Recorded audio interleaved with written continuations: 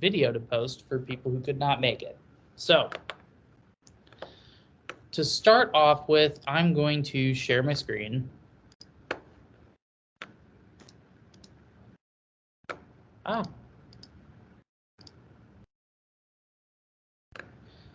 All right, cool. And I do have the chat up, so feel free to throw some questions in there, but otherwise I'll be pausing for questions periodically, usually between topic chunks. To start off with, thank you for attending again today.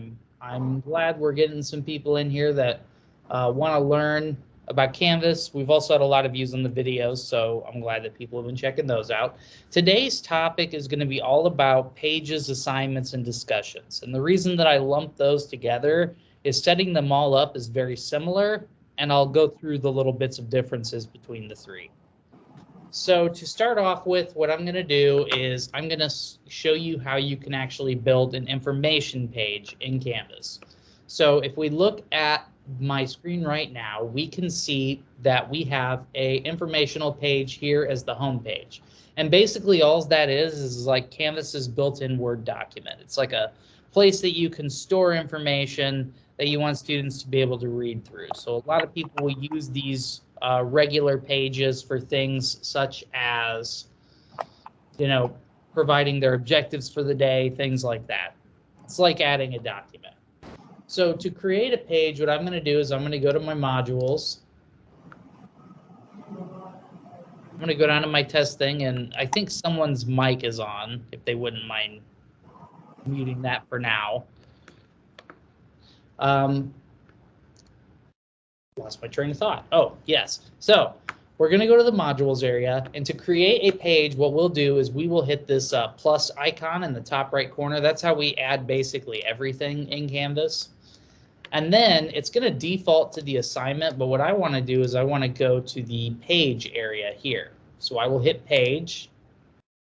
I'm going to just create a new one, so I'll click create page, which is one of the options. It also lists my other pages in case I want to add any of those to it. And then I just got to give it a name. So I'm going to do fall into Canvas test page. And so once I create that page, it's going to be unpublished, so it's not viewable to students until I publish it. And I'm going to click on this. And in order to add things to this page, I just have to hit edit. So I will hit edit. Now from here, you're going to get very similar tools to what you would see in Microsoft Word or anything else with an HTML toolbar, with a couple of differences and some neat features.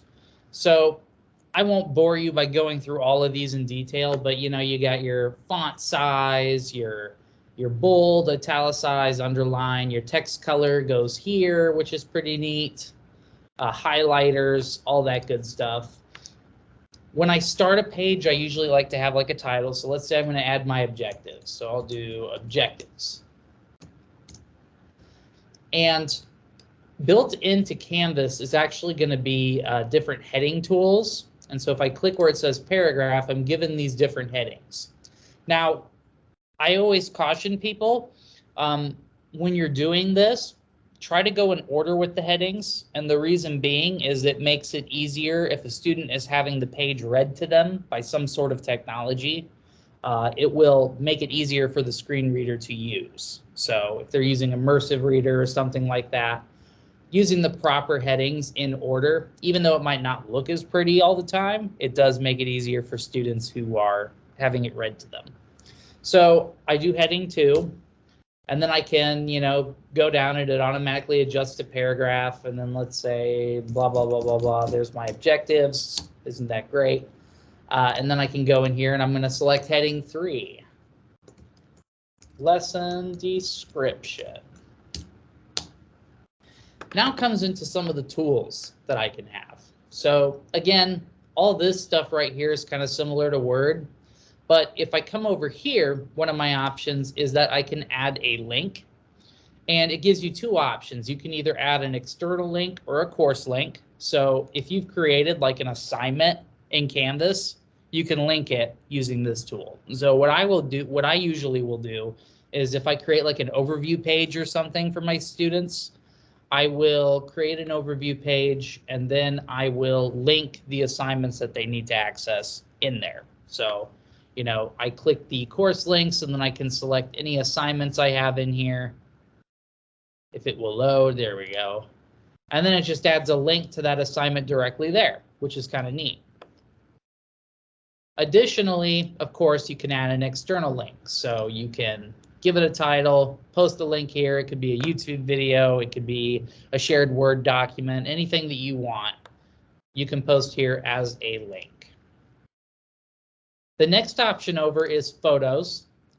So you can upload images, and then if you've already added images to your course, you can upload those. I always have people ask me this. Is this better for moving images around than Word? And the answer is honestly no, it's not. So sometimes the images can be a little finicky, just like in Word. But if I just like click off to the side here or whatever, you know, I can click on the image, and if I click these three dots, it shows me the additional tool of like centering the text. So I'll just do like right align, and then it moves it around. So you can kind of play around with that. Okay. The next option, this is cool and kind of unique to Canvas. So you're not going to find something similar to this in Word, but there's actually a record and upload media button. And so if I click on this, what it gives me the option to do is upload or record media. And then from here, I can either drag a video file from my computer onto Canvas, or if I want to, I can do a recording. So if I click the record option, hey, there you can see my office, the blank wall. So I guess I do got that little flyer up. But anyway, I can hit the record option and I can record a quick video of myself right here by clicking start recording. I can also turn off my webcam if I just want it to be my voice. I don't think this is going to work since I'm sharing my screen and using my webcam on Teams, but we can try it. 3, 2, 1. Here's the instructions for my little video that I'm doing. So, you know, turn in your assignment by next Wednesday. Have a great snow day, something like that. So we'll hit finish. And then if I hit save media, that plops my video right into my page. So it makes it very quick and easy to record videos and plop them into Canvas. What I've used this for traditionally is if I have like some complicated instructions, or if I just want to add a personal touch to my instructions, I'll use this little video feature. And then when my students click on my page, it's just this quick video of me talking. So I really like that feature in Canvas, and it works pretty slick. Let me delete, and we'll keep going down the row. The next option after media is going to be the pages or the documents area. So this is where you can add like a Word document or a PowerPoint, some kind of file, a PDF if you wanted to, and you can add it right here. Now this will not make it editable for your students. It's not like sharing a document. You're just literally taking a physical file and plugging it in. Now the good news is if you do that, let me go back here. I should have had a PowerPoint ready.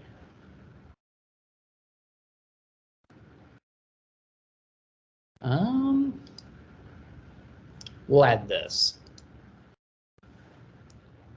So that's a PNG file. I can resize it. I apologize, I was not prepared. I should have had a PowerPoint ready for you, but if I had a PowerPoint saved on my desktop, which I don't because I put everything in OneDrive, if you plug it in like that, so if you go in here and you select upload document and you insert a file, if it's like a PowerPoint, it'll show right there in the screen. So the students don't have to open it or download it or anything like that. They can just click right through it on your screen if you add it as a file. So again, if you add it as a file from your computer, students can scroll right through it. Next down the line, there's an icon maker tool. Feel free to play around with this, but if you do like create icon maker, you can use this tool to create little icons for your class. I use this for buttons. So what I'll do is I'll create a button. I'll, give it a shape. I can change the color of it. So there it's starting to show up. I'll do a medium outline and I'll click modules. And I can select the size of text. I can decide where I'm gonna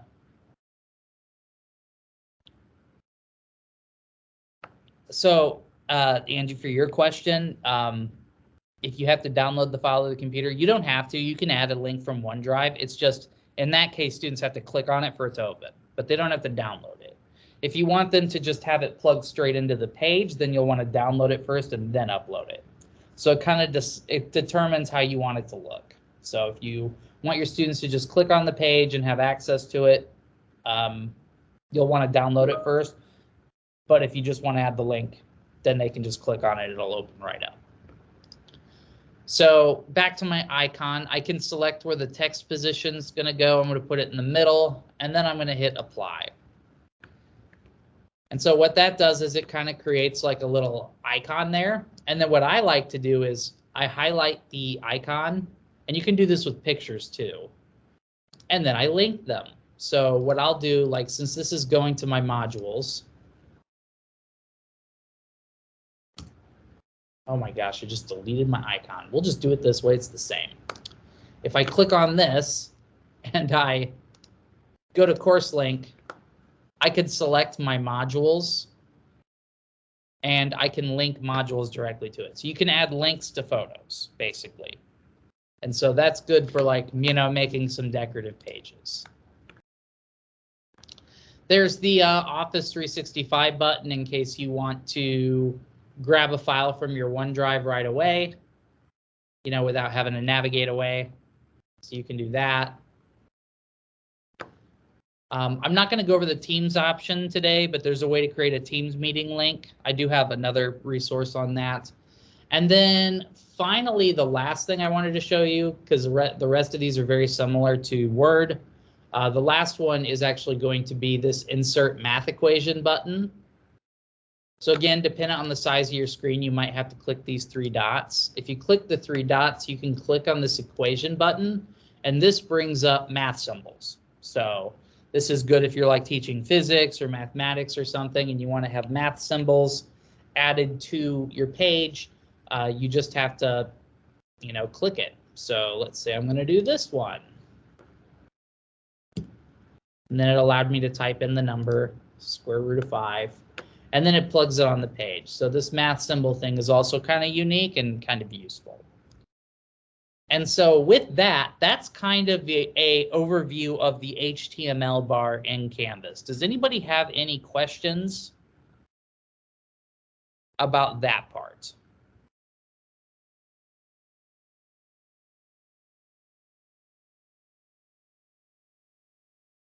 I see someone typing. No, I just decided to hit the unmute button. Oh, sure. How can this be shared with other teachers, and can other teachers copy it to their pages? Yeah, absolutely. Yep. If you check out my recording from last week, yeah. I showed sharing content with teachers. And so that's in that video. But basically it's like on the dashboard. Let me hit save.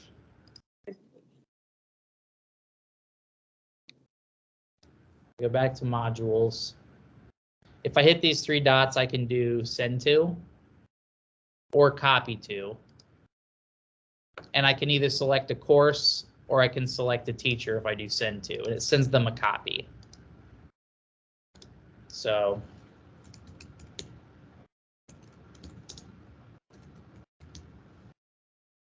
I can click your name and hit send, and it'll send you a copy of that page. So.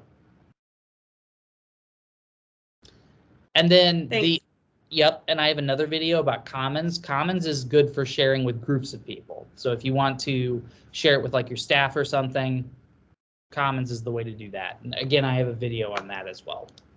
The last thing I wanted to show you on Pages, is down here at the bottom, there is a area where you can set the publish date for this page. So if you don't want this page to be published right away, you can set a date for it to do that.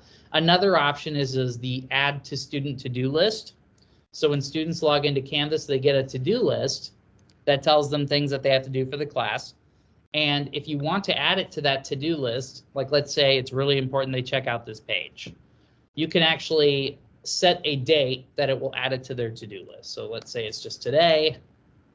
I want them to see it on their to-do list so they know that they have to click on that page and go to it. So then I will hit save and publish. And voila, I've got that page. And if I go to student view up at the top, I can see that my page has been added to their to-do list. So when they log into my course or click on my course, they see it listed here. They just have to click on it and it takes them right there. So it's really neat. Okay, so leaving student view, the next thing I want to talk about is assignments. So let's do Fall into Canvas test assignment. I'm going to create a new one. So I hit the plus button just like with a page. And I'm going to do Fall into Canvas test assignment and hit add item. I can then click on it. And just like with a page, I'm going to hit edit. Now you might notice this looks familiar. All the same tools I showed you on the page, it's the exact same in an assignment. So everything looks exactly the same, all the same tools. So this spot up here is the place where I can put my instructions. I can put materials that students need and so on and so forth. But what's different about an assignment, and this is very similar to a Teams assignment, is this part down here where you can actually set it up for your students.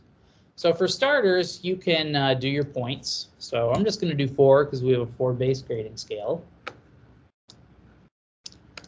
We don't really need to bother with all that. The next option is the submission type, and this is where you get to choose what kind of submission you're going to have students do. So if I go to online, it gives me a variety of options. The first option is a text box. That shows you, that just gives a box for students to type in and then they're able to submit it to you. I'll turn that on. The next one is a website URL, so they can post a link to a website. There's the media recording option. So if you recall, we had that really quick, nifty tool for recording a video of ourselves.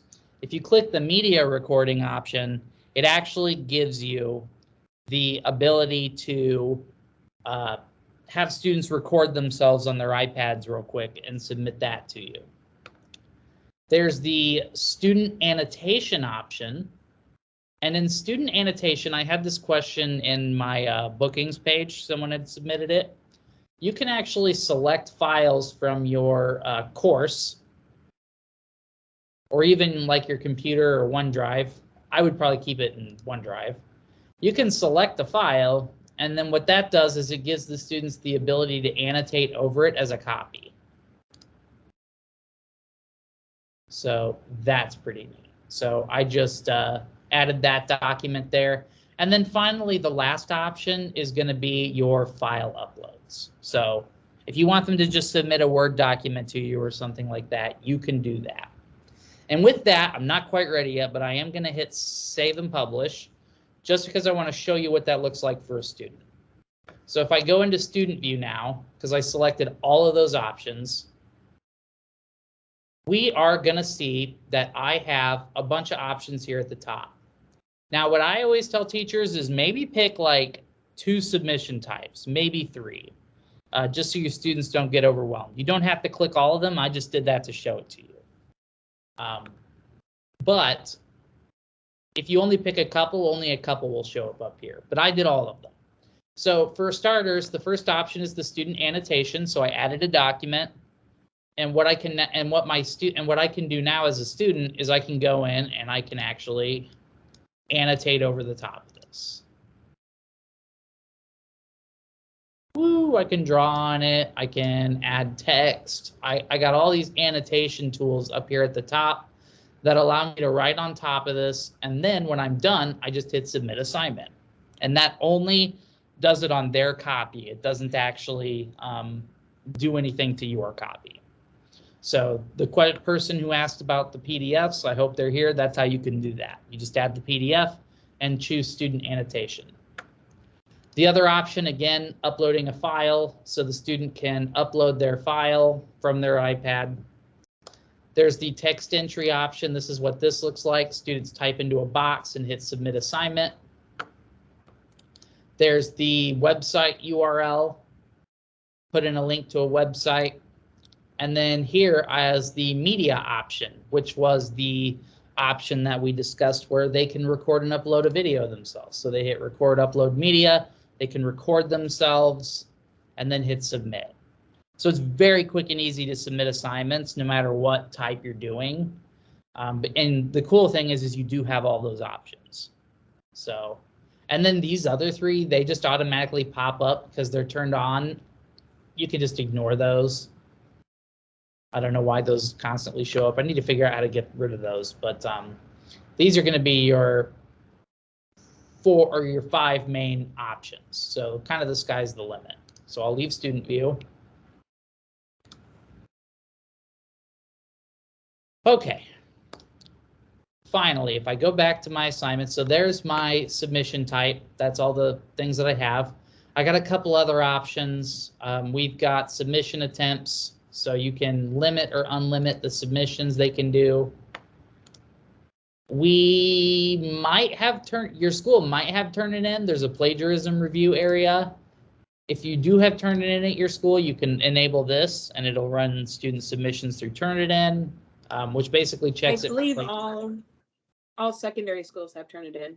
Oh, great. So that's how you can turn that on then. So plagiarism review, you just do Turnitin and it, you can set those settings however you want them, but it runs it through Turnitin and Write in Canvas. And then I don't have time for group assignments. I'll go over that another day. And also peer reviews. We come down to the assign to area. So here's basically where you set your due date. So let's say my due date is tomorrow.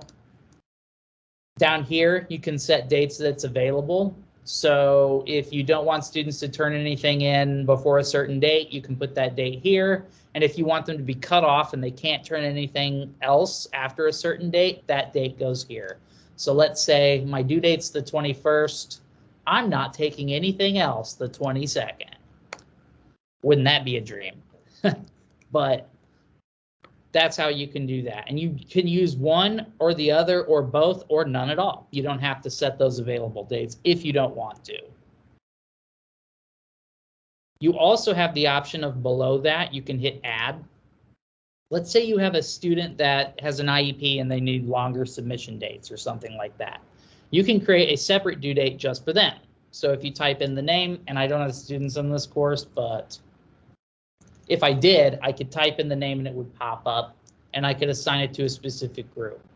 Additionally, if you've combined classes and into one Canvas course, and I have a whole video on that, you can select the sections and make a different due date for that class. So you can have multiple due dates for the same assignment, and whatever group the student is in is the due date they will see. So if I put Jeffrey in here as a student and give him a different due date of the September 22nd, he'll see September 22nd, but everybody else in my class is going to see September 21st. So the students aren't even aware when you give them a different due date, if that makes sense.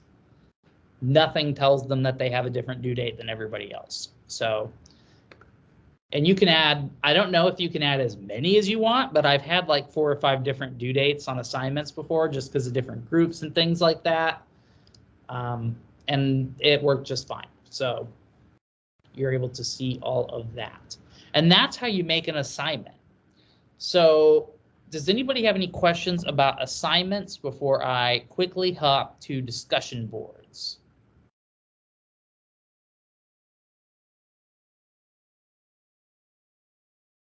Okay. Discussion boards, last thing. Cancel. A discussion board is really just another type of assignment, and it's very similar in terms of setup, but there's a couple of different options. So if I come down here, if you've been in college in the last few years, you're probably familiar with a discussion board, but basically it's just a board where you can ask a question and people can post their responses, and students can see each other's responses. I always thought it'd be kind of neat to do something like that with like a lab form or whatever. You know, you want students to see each other's lab forms, see what they learned. So we do a discussion. I'm just going to create a new one. So I select that option from there, and then I'm going to hit add item. I did not give it a title. I click on it, and just like an assignment in a page, I hit edit, and all the same tools as before. So generally what people will do here is they'll post the instructions, maybe ask a question. And then down here, you got a few different options for this. So number one, I always like to turn on allow threaded replies. So like a threaded reply is where you can respond directly to somebody and it threads it, so it's not all mixed up. There's an option to make it so that users must post before seeing replies. I've seen teachers use this for bell work. So what they'll do is they'll have a bell work discussion board every day, and they'll post a question up on the board. Students come in, they know they have to get into the Canvas course and answer the bell work question.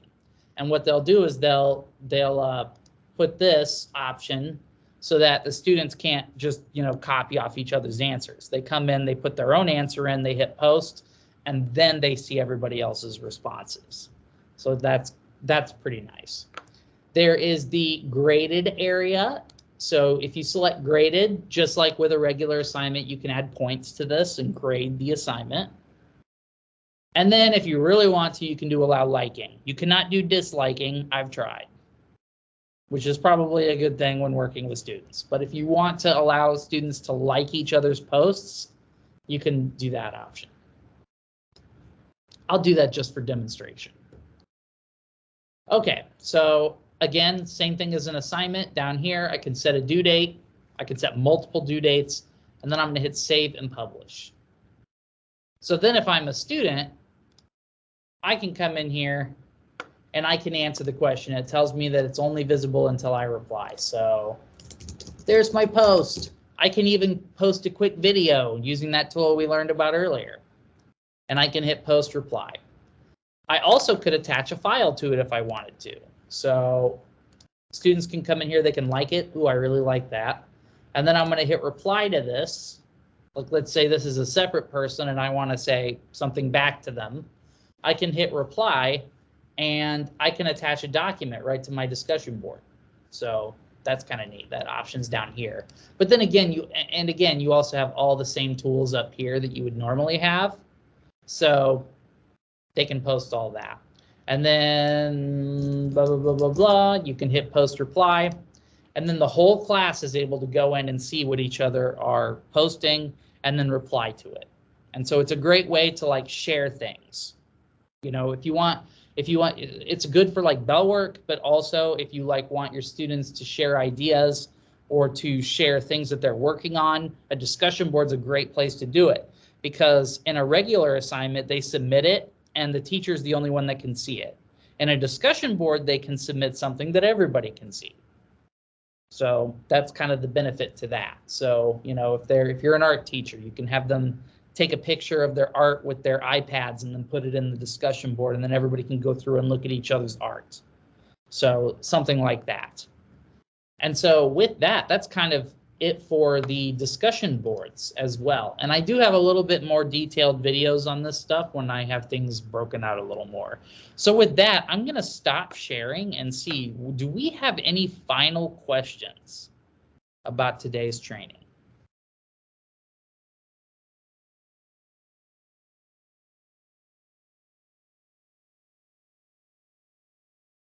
Okay, it looks like there are no questions.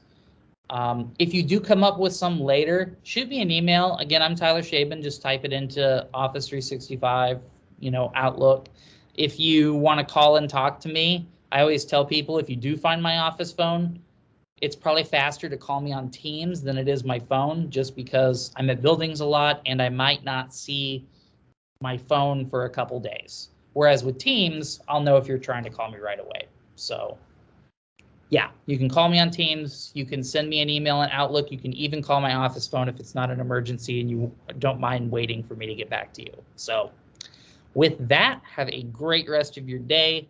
I'm going to stop the recording. Definitely reach out if you have additional questions come up.